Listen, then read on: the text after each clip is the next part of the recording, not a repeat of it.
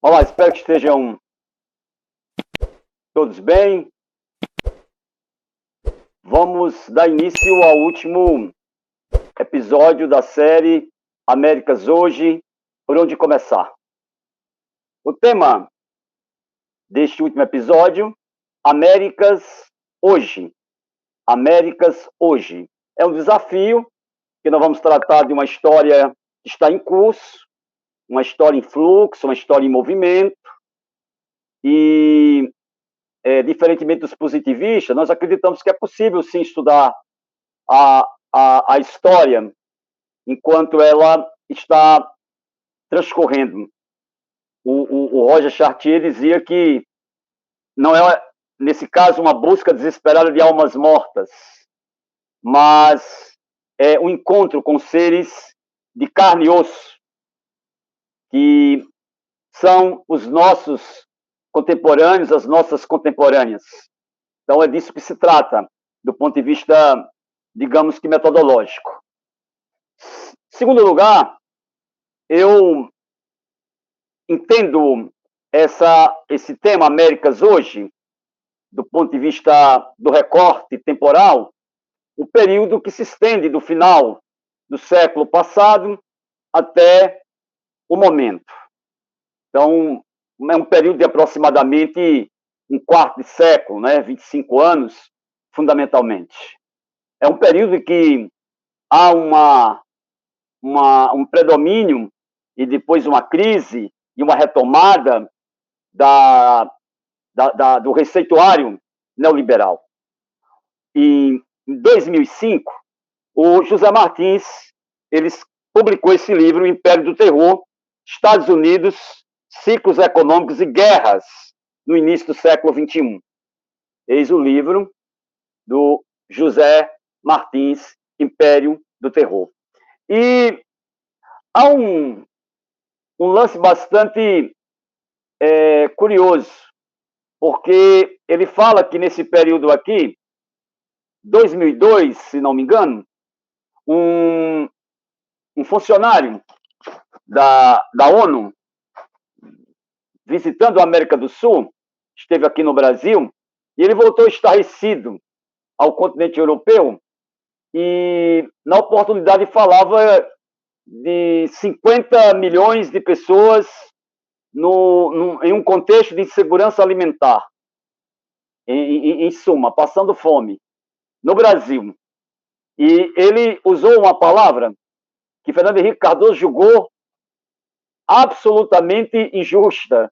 A palavra era genocídio, porque ele falou que se podia utilizar a expressão genocídio para caracterizar a fome em curso, particularmente no Brasil. E passado tanto tempo, 20 anos, e no governo Bolsonaro, no meio de uma pandemia que não é apenas sanitária, mas econômica, social, política, novamente a palavra genocídio, ela voltou a circular no meio político, no campo acadêmico, enfim. Onde é que eu quero chegar com esse debate? A América Latina, ela faz parte daquele conjunto de países que se insere, digamos que em áreas dominadas do mercado internacional. Áreas dominadas do mercado internacional. E a gente vai e volta, e essas áreas elas seguem vivendo dramas dessa natureza. No começo do século XXI, para não parecer que era uma coisa apenas no Brasil, é só lembrarmos o caso da Argentina. A demissão de um presidente da República, ou melhor, a renúncia de um presidente da República, e de repente, em 2 semanas, você chega a ter 5 pessoas ocupando a cadeira presidencial na Argentina, logo depois da renúncia do Fernando de la Rúa, comecinho do século XXI. 5 presidentes em 2 semanas. E o que é a Argentina? A Argentina começou o século XX como uma das 6 maiores economias do mundo, um PIB per capita comparado ao PIB per capita da Alemanha, da França, né? E como é que a Argentina ela dobra o século XX para o XXI? A Argentina hoje ela não figura nem entre as 20 maiores economias do mundo. Durante o período que se estende do começo do século XX ao final do mesmo século, a Argentina chegou a mudar de moeda 5 vezes. E quando entrou o século XXI, depois da tragédia do governo Menem, aí nós, de repente, vimos a Argentina no meio de um redemoinho, que é esse que eu tentei descrever de um ângulo político, digamos assim. Mas era isso. A América Latina vivia, no começo do século, a crise do chamado neoliberalismo. Aqui nós temos que fazer uma recuperação rápida. No ano de 1980, o ator presbiteriano, anticomunista, Ronald Reagan, é eleito presidente dos Estados Unidos. E é o momento, então, que o neoliberalismo, que havia começado no Chile em 1973, com Augusto Pinochet, e que havia recebido um influxo poderoso com a eleição da Margaret Thatcher ao cargo de primeira-ministra da Inglaterra, isso é 1979, mas esse processo se consolida com a eleição do Ronald Reagan em 1980.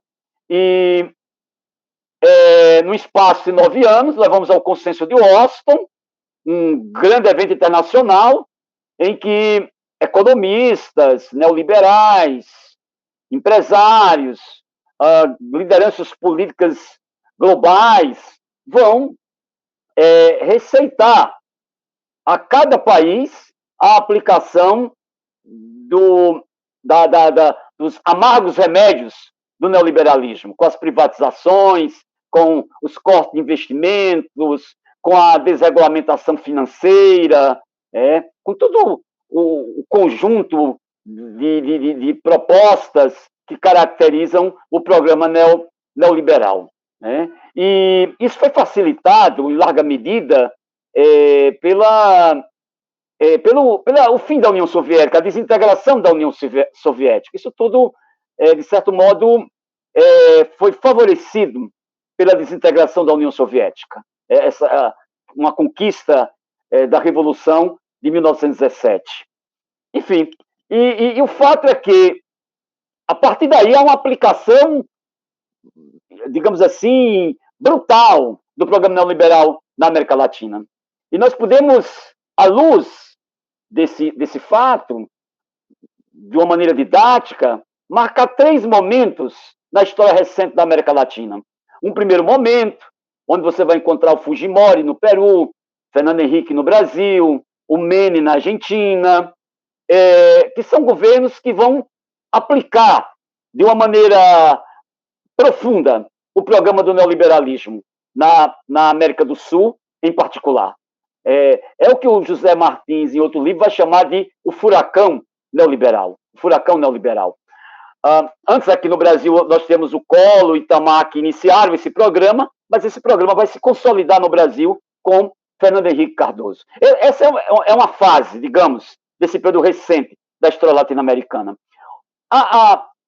O que é que o Fernando Henrique Cardoso, por exemplo, prometia à luz da aplicação do programa neoliberal? Que com as privatizações, o Estado poderia direcionar as suas preocupações não para produzir aço, ou produzir energia, ou o que for, mas ia se preocupar em investir em educação, em moradia, em saúde, em segurança.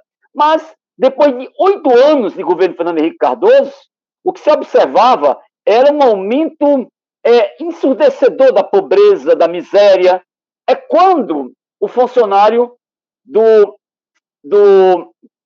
da ONU veio visitar a América do Sul e concluiu que aqui estava se praticando uma política genocida contra a população, com 50 milhões de pessoas em situação de insegurança alimentar. É isso.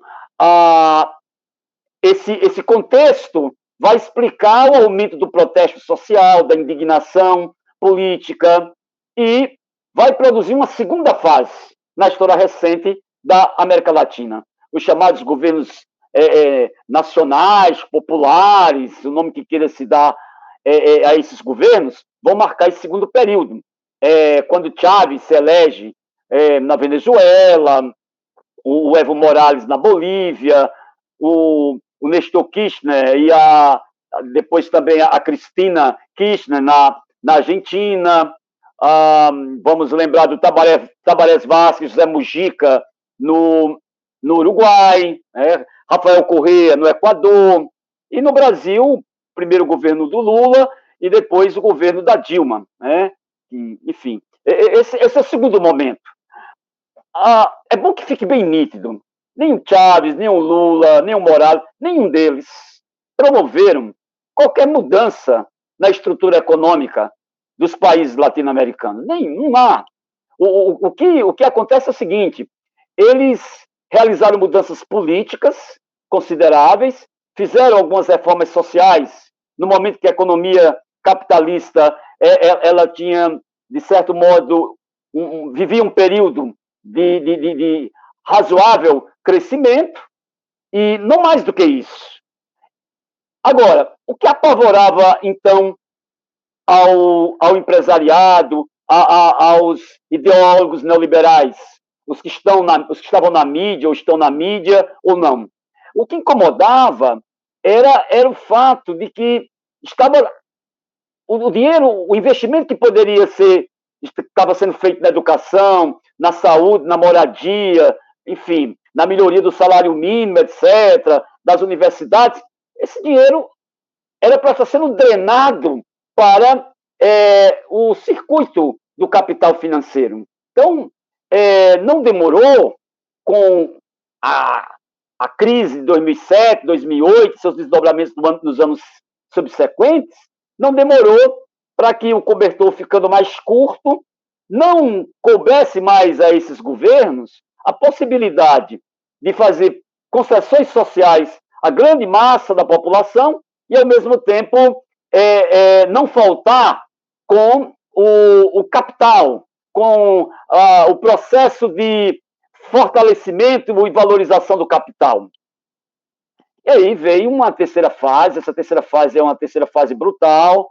Nós vamos ter impeachment do Fernando Lugo no Paraguai, já tinha tido alguma coisa em Honduras, lá na América Central, vem o ataque também aqui no Brasil com o golpe contra Dilma em 2016, e abre-se uma terceira fase nessa história recente da América Latina, com a eleição de governos mais diretamente comprometidos com o programa neoliberal, como Maurício Macri na Argentina, um exemplo, o Lacalipou no Uruguai, aqui no Brasil a eleição do Bolsonaro, um governo de extrema-direita que abraçou o receituário neoliberal, inclusive contou com o apoio dos grandes grupos econômicos para se eleger em 2018.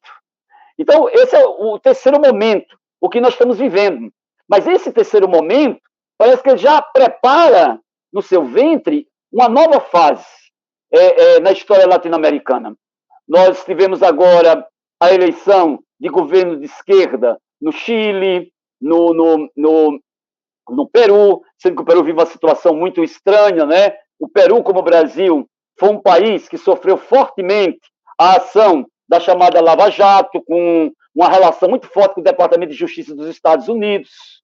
Isso precisa ficar muito nítido. Quando Pedro Paulo Kuczynski e depois o Vizcarra sofreram impeachment no Peru, foi no contexto da aplicação da Lava Jato no Peru. E aqui a Dilma, no Brasil, também se dá nesse contexto. Hoje está muito nítido o quanto a Lava Jato era uma grande manobra do Departamento de Estado, do Departamento de Justiça dos Estados Unidos, para favorecer a política norte-americana aqui na América Latina, em particular. As máscaras, né, do Dallagnol, do Moro caindo nesse último período aí, é uma demonstração cabal do que nós estamos falando. Há já muitos estudos aí, alguns me parecem interessantes, outros nem tanto. Por exemplo, o Fernando Calderón e o Manuel Castells escreveram A Nova América Latina, onde eu tenho a impressão de que eles adotaram um método impressionista de análise da história política recente da América Latina, a Nova América Latina. Eles pegam o programa de combate à corrupção, que é uma coisa que a direita latino-americana, ela volta e meia coloca no tablado da luta política, como se fosse uma coisa muito séria, né? Talvez seja mais interessante ter um contraponto ao trabalho de Fernando Calderón e Manuel Castells, A Nova América Latina, que é um livro escrito por vários autores, várias mãos, Atílio Boron, Rebeca Peralta, o Sérgio Quinteiro Londônio, América Latina na Encruzilhada. Eu acho que é importante, ao ler A Nova América Latina, do Calderón e do Castells, a gente também fazer essa leitura aqui, América Latina na Encruzilhada. Né? É um balanço das 2 últimas décadas de transformações no continente latino-americano. Então é isso. América Latina na Encruzilhada tem um subtítulo interessante: Lawfare, golpes e luta de classes. Lawfare, golpes e luta de classes. América Latina na Encruzilhada. Atílio Boron e outros escreveram esse livro.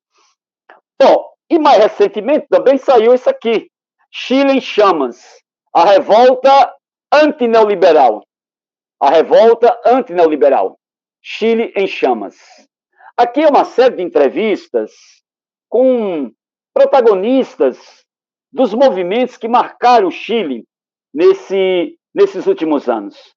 Eu imagino o seguinte, que há praticamente 2 décadas que a mobilização é um traço característico do Chile. Né? O Chile foi laboratório das políticas neoliberais. Estranhamente, Pinochet ele sai de cena, mas a Constituição pinochetista ela seguiu valendo no Chile. E os governos de concertação, governos que envolviam a democracia cristã, o Partido Socialista, enfim, esses governos de concertação, eles não se mostraram capazes de enfrentar esse legado do pinochetismo expresso na Constituição de 1980. Tanto que foi preciso que, sobretudo, a juventude tomasse conta das ruas do Chile para que essa situação ela começasse a sofrer uma alteração de rumos. Nós temos agora um Congresso Constituinte paritário, metade de homens, metade de mulheres, com grande presença indígena no interior desse Congresso Constituinte, elaborando uma Constituição que não só significa rasgar a Constituição pinochetista, mas tentar refletir os movimentos sociais que, digamos assim, abriram caminho numa realidade muito difícil no Chile. Inclusive no ano 2020, em plena pandemia, no governo do Pinheiro, um governo de extrema-direita, repressivo, a massa popular e, sobretudo, a juventude, né, tomaram conta da rua e levaram o Chile a uma situação em que, por exemplo, a prefeita hoje de Santiago é uma comunista, uma jovem comunista, e era uma das dirigentes dessa luta estudantil. E o presidente do país é também alguém que saiu dessa luta de rua dos estudantes. Então, eu acho que nós estamos vivendo um novo momento, embora seja muito contraditório. Veja o caso da eleição do Pedro Castillo no Peru. um professor eleito numa coligação de esquerda e já está, inclusive, sob o risco de impeachment no Peru, enquanto nós estamos aqui conversando. Então, para se ter uma ideia do grau de instabilidade também que marca a história latino-americana, né? Enfim, agora, essa instabilidade, essa coisa nebulosa no cenário político não é uma prerrogativa apenas da América Latina, né? Só lembrando que, por exemplo, no caso da Bolívia, nós tivemos a eleição do Evo Morales e essa eleição não foi respeitado o resultado dessa eleição. Não foi a primeira vez que aconteceu isso. Quem conhece a história da Bolívia deve lembrar da eleição do Paz Extensor em 1951, e foi necessária uma revolução em 1952 na Bolívia para que o resultado da eleição que designou o Paz Extensor o presidente da Bolívia, que esse resultado fosse efetivamente respeitado.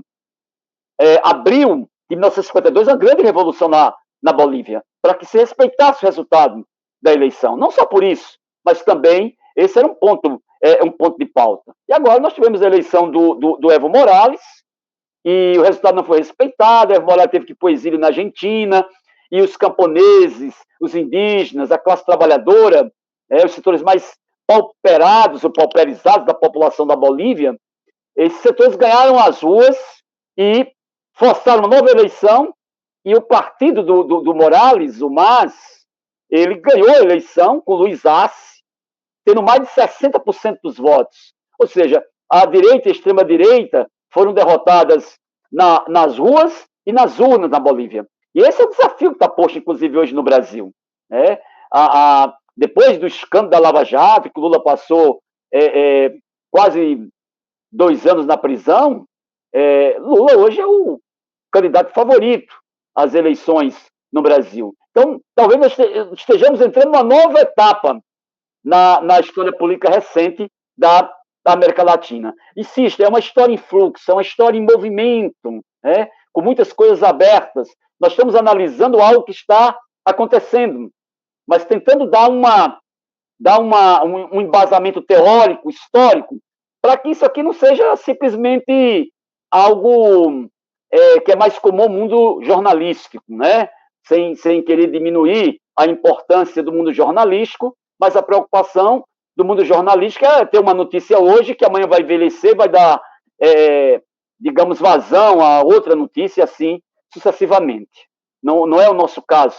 Nós queremos articular essa análise do tempo presente com todo o exame teórico, histórico, que nós fizemos desse período de aproximadamente 200 anos de história latino-americana. E também da história da outra América, no caso dos Estados Unidos. Mas, como eu dizia, essa situação de estabilidade, ela não é uma prerrogativa exclusiva da América Latina. Todo mundo viu o que aconteceu nos Estados Unidos.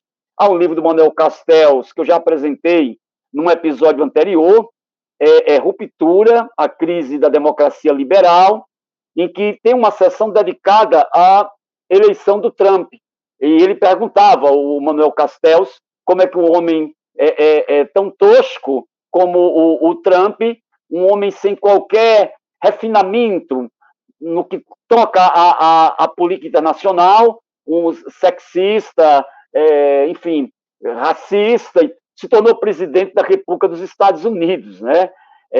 Bom, e ele põe toda a conta na falta de legitimidade, na crise da democracia liberal. Esse é um aspecto, mas não é o único aspecto que vai, evidentemente, justificar a eleição desse homem tosco à presidência da República, né? Mas é um elemento a ser considerado. E o Trump governa há 4 anos em cima de um palanque, né? O Bolsonaro lembra muito a figura do Trump. É uma característica dessa nova extrema-direita. Ela chega ao poder, mas não desce do palanque. Ela segue no palanque com fake news e tudo mais, etc., como foi com o Trump lá, como é até agora com o Bolsonaro no Brasil. Pois bem, Trump é derrotado, e é preciso também entender por que o Trump é derrotado. né? Nós temos que lembrar do assassinato de George Floyd. Nós temos que lembrar do movimento Black Lives Matter. Temos que lembrar tudo isso. Tem uma frase de um poeta americano, Henry Dumas, que é citado inclusive pela Angela Davis, que ele dizia que vamos colocar a alta cúpula branca sob cerco. Vamos colocar a alta cúpula branca sob cerco. E o que foi que nós vimos às vésperas da derrota do Trump? A cúpula branca sob cerco. E o Partido Democrata procurou captar e capturar esse descontentamento, essa insatisfação, essa rebelião negra nos Estados Unidos, dos afrodescendentes, mas com forte participação da juventude, com forte participação dos latinos, dos asiáticos, do povo pobre americano, que durante meses tomaram as ruas das maiores cidades de todos os estados norte-americanos. E Trump perde a eleição. O Trump não só perde a eleição, mas estimula o movimento de extrema-direita, de viés neofascista, a atacar, a ocupar o Capitólio, né? E, bom, mas o Trump sai de cena, entra o Biden, que é preciso lembrar que, em geral, a política externa dos democratas é muito mais agressiva do que a dos republicanos. Parece um negócio contraditório. Quando Bush pai sai do governo, uma das críticas que os democratas vão fazer é que o governo do George Bush pai teria sido insuficiente do ponto de vista das tarefas militares, né? O Clinton vai afirmar isso cabalmente, né? Mas eu estou falando isso para tem muita gente que acha o seguinte, que os republicanos eles são o lado mal e o lado do bem é o lado dos democratas. Nós precisamos lembrar que os Estados Unidos começaram a mudar sua política externa no sentido de ter um protagonismo internacional como potência imperialista a partir de um governo democrata, que foi o governo do Franklin Delano Roosevelt. Então, essas questões precisam ser bem pesadas quando estiver analisando a história dos Estados Unidos. Há vários livros que eu reputo como interessantes para a gente começar a estudar um pouco o imperialismo norte-americano, em particular nesse período mais recente. Esse livro eu já apresentei em um dos episódios anteriores, Hegemonia dos Estados Unidos no Novo Milênio, Hegemonia dos Estados Unidos no Novo Milênio, James Petras e Henry Weltmeyer. Aqui, o livrinho. Eu já o havia apresentado, mas não custa apresentar novamente. Vou apresentar um novo que eu julgo muito importante, que é esse aqui do Eduardo Said. Deixa eu só aqui ajeitar essa bagunça aqui para ver se eu consigo apresentar aqui o Cultura e Imperialismo, do Eduardo Said. Eduardo Said era um intelectual palestino, era radicado e trabalhava em universidades norte-americanas, e esse livro ele é fabuloso. Tem uma definição do Eduardo Said nesse livro, que ele diz que a cultura ocidental ela é fortemente centralizadora. Ele está olhando para os Estados Unidos em particular, mas ele fala que a cultura ocidental ela é fortemente centralizadora e se apoia em uma economia incorporadora. E é só a gente observar, a partir do consenso de Washington, como eles vão procurar apresentar ao mundo latino-americano as políticas neoliberais como coisas que eram inevitáveis, que teriam que ser aplicadas sim ou sim, né? Eu recomendo muito Cultura e Imperialismo, até para a gente entender como a mídia ocidental trata acontecimentos como essa guerra que está acontecendo agora entre Rússia e Ucrânia, em tese entre Rússia e Ucrânia, que na verdade é uma guerra que tem a Rússia de um lado e uma coligação imperialista hegemonizada pelos Estados Unidos os Estados Unidos à frente, né? com a OTAN e tal, e a população civil ucraniana pagando para que o imperialismo norte-americano possa desenvolver, digamos, sua estratégia em nível mundial. Mas esse é um debate que não tem como a gente fazer aqui, ele exigiria digamos assim, um programa específico para isso. Só lembrar que os Estados Unidos, no final do século passado, produziu as famosas políticas de combate às drogas. Depois do 11 de setembro de 2001, veio a questão do combate ao terrorismo, a chamada guerra ao terror. Então, sempre eles estão inventando algum inimigo. E para o imperialismo é fundamental ter sempre um inimigo para estar mobilizando as suas forças. Mobilizando no sentido econômico, no sentido político, no sentido militar e também no sentido ideológico. Recomendo esse livro aqui, Globalização, Democracia e Terrorismo, do Eric Hobsbawm. Esse livro procura, pelo menos, oferecer um painel alternativo do cenário político internacional.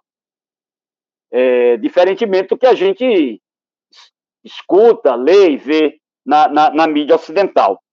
E tem um belo de um livro, Apologia dos Bárbaros, do Mike Davis, que eu já havia apresentado, eu acho que a vocês em algum momento, que eu recomendo também, Apologia dos Bárbaros, Ensaios contra o Império, que celebra a contranarrativa dos que não pertencem à autoproclamada civilização hegemônica, né? Como o livro do Mike Davis é apresentado.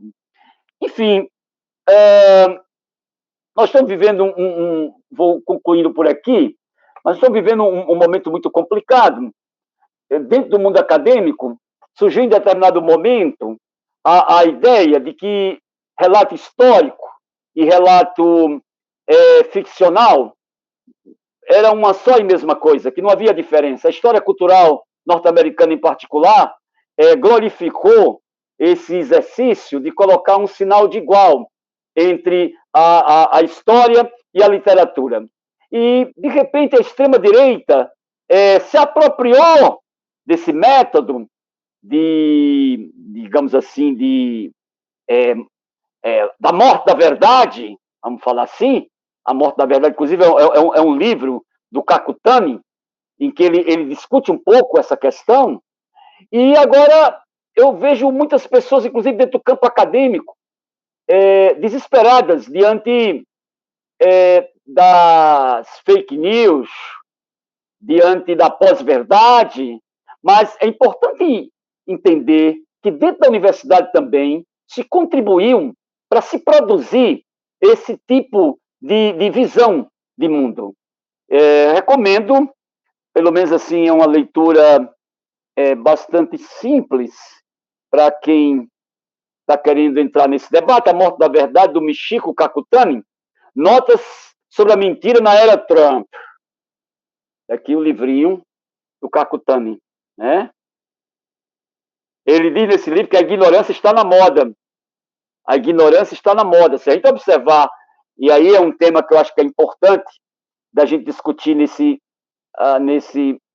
vídeo, a pandemia, ela destampou muitas coisas, inclusive a negação da ciência, né? Você vê, alguns governos, em particular o governo do Bolsonaro, esses governos negaram primeiro a doença, depois negaram o caráter pandêmico da doença, depois passaram a contestar a ciência, a vacina, enfim, isso tudo está dentro desse pacote do começo do século XXI, desse debate sobre a morte da verdade. Recomendo o Kakutani, pelo menos como um texto inicial, simples, elementar, para se começar a discutir esse tema. Sobre a pós-verdade, Meton D'Ancona tem Pós-Verdade, a Nova Guerra contra os Fatos em Tempos de Fake News. Aqui é um livro simplesinho também. É aqui que ele fala que nós estamos num mundo que a verdade saindo, a emoção entrando, né? Verdade saindo, a emoção entrando. Ou seja, a verdade ela é substituída pela emoção. E a emoção... lembra da história da faca, que foi um cabo eleitoral fundamental do Bolsonaro durante o processo eleitoral de 2018. Tem um pouco a ver com isso, verdade saindo, emoção entrando, que fala Método D'Ancona. Bom, para finalizar, eu penso o seguinte, que há uma luta em curso, porque eu acho que os céticos, eles servem para pouca coisa. Nós não podemos adotar uma atitude cética diante das dificuldades da luta social, da luta de classe, da luta política, e particularmente quando olhamos a América hoje, as Américas hoje, né? Quando você vê o papel protagonista dos mapuches, né, os indígenas mapuches no Chile, o papel da coordenação indígena no Equador, o papel fundamental dos indígenas no Brasil, que mobilizaram 6 mil dos seus para lutar contra o marco temporal em Brasília, isso mostra que tem resistência. Se falou tanto da América Profunda, né, que teria sido fundamental para a eleição do Trump. Essa América Profunda, ela tem algo muito mais profundo do que a superficialidade da mídia consegue visualizar. E aí eu chamo a atenção para o movimento afro-americano nos Estados Unidos, que é muito importante. O movimento indígena na Bolívia, fundamental para derrotar o golpe na Bolívia. E aqui no Brasil, as primeiras grandes mobilizações nas ruas contra o Bolsonaro, essas primeiras mobilizações elas surgiram a partir do movimento negro, depois de uma das tantas chacinas promovidas pela polícia contra a juventude negra na periferia do Rio de Janeiro. É isso, eu penso o seguinte, que não está fácil enfrentar esse tal desse mundo aí da pós-verdade, mas eu continuo com a mesma opinião do François Bédard, que dizia que, embora a verdade histórica ela seja uma chama vacilante e frágil, né, à noite, né, você vai ter essa chama vacilante, essa chama frágil, sem ela nós mergulharíamos nas trevas. Então é preciso seguir em busca da verdade histórica, não só para discutir o passado, mas discutir o presente das Américas. E a última coisa, para as pessoas que querem seguir estudando, há muitos livros, alguns já mostrados, outros não. Aqui, para se discutir o neoliberalismo, já que eu citei um pouco o neoliberalismo na minha fala, James Petras, Armadilha Neoliberal e Alternativas para a América Latina. Está aqui um livrinho do James Petras, Armadilha Neoliberal e Alternativas para a América Latina. Recomendo esse livro, principalmente para discutir o começo do século XX, como foi o começo do século XX, a aplicação das políticas neoliberais, etc. Aqui, crise do Estado liberal na América Latina, movimentos sociais e transformações políticas. Luiz Vicente Vieira é organizador desse livro. Aqui nós vamos ver o início da crise do neoliberalismo, que levou àquela segunda fase de que falamos há pouco aqui, com os governos ditos populares, democráticos, nacionais, enfim. Para discutir a ofensiva imperialista contra esses governos, na Venezuela, na Bolívia, na Argentina, no Brasil, Ninguém Regula a América é um bom livro para se começar. Ninguém Regula a América. É um livro que discute muito essa segunda fase, a entrada em cena dessa terceira fase, de um ponto de vista simples, mas razoavelmente crítico. E aí as grandes dúvidas, né? Como é que o cidadão latino-americano se vê nesse mundo, né? Nessa névoa aí. Latino-americanos à procura de um lugar neste século, do Nestor Canclini. Pode ser uma boa leitura, porque ele diz que o grande debate agora não é se não é latino-americano, mas quem quer ser latino-americano. Ainda em relação à luta popular na América Latina, Álvaro Garcia Lineira escreveu A Potência Plebeia. Eu acho que já cheguei a mostrar esse livro em algum outro momento aqui, em algum dos episódios passados. Se não, está aqui A Potência Plebeia, do Álvaro Garcia Lineira. Um livro muita desigualdade, esse livro aqui, Utopias Latino-Americanas, Política, Sociedade e Cultura, organizado pela professora Maria Lígia Prado, uma intelectual muito séria, uma professora muito séria, mas boa parte dos textos desse livro devem ser lidos com muita criticidade. Muita criticidade. Tem, às vezes, um pouco de uma visão bem próxima das leituras conservadoras até, que se faz hoje a respeito do mundo. Se é para ler os conservadores, leiam Samuel Huntington, O Choque de Civilizações. O Choque de Civilizações de Samuel Huntington. Esse livro é de 1996, já foi publicado aqui no Brasil em 1997. Ele é engraçado porque, para vocês terem uma ideia dessa cultura assambarcadora ocidental, tem uma seção do livro que se chama O Ocidente e o Resto. Daí você ter uma ideia, mais ou menos, do que essa intelectualidade mais conservadora pensa, né, a respeito da relação entre os Estados Unidos e o mundo e tal. Ele fala que há um choque de civilizações, que há uma recomposição da ordem mundial, e que o Ocidente está mais enfraquecido, que os Estados Unidos estão mais enfraquecidos, que estão aparecendo pontas de contestação na Ásia, em outras partes do mundo. E, inclusive, isso é importante para contextualizar os conflitos políticos, militares em curso no mundo. Para quem quer uma coisinha mais leve, está cansado do livro e quer estudar um pouquinho sobre algumas das questões que eu levantei, principalmente sobre a América Latina, no período mais recente, Movimento Estudantil na América Latina é um documentário que pode introduzir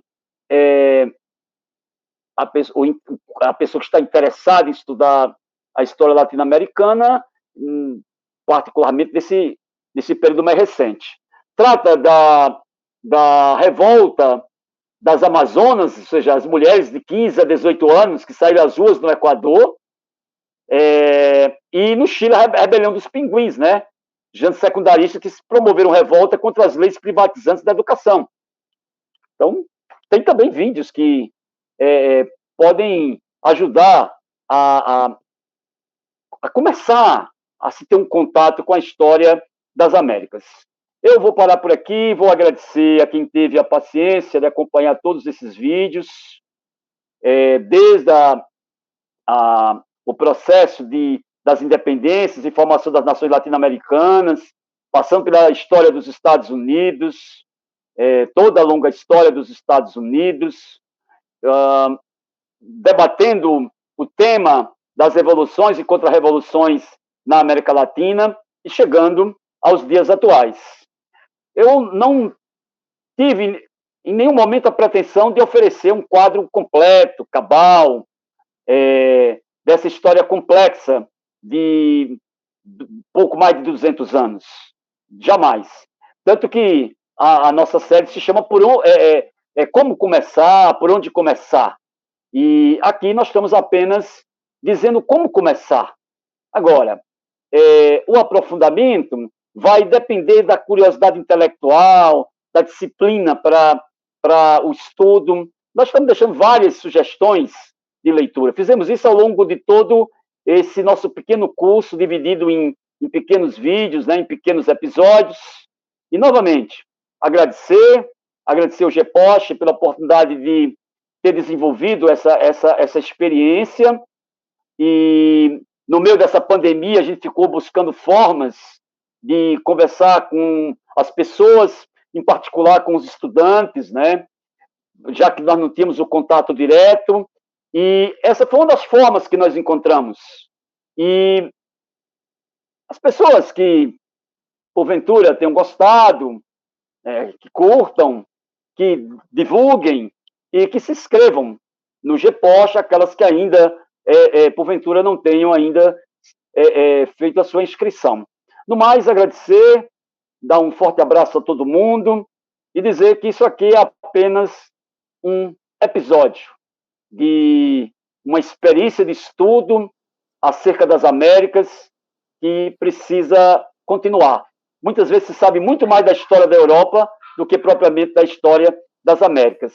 E às vezes se sabe muito mais da história dos Estados Unidos do que propriamente da nossa história aqui, da nossa história, da história dos nossos vizinhos. Eu espero que eu tenha contribuído, ainda que de uma maneira modesta, de uma maneira bastante elementar, para que as pessoas possam ter o que eu chamei há pouco de curiosidade intelectual para seguir estudando de maneira disciplinada. Ainda não encontraram outro caminho para se desenvolver no terreno do estudo, da pesquisa, senão essa disciplina que é fundamental, as leituras, os estudos, escrever também sobre os temas.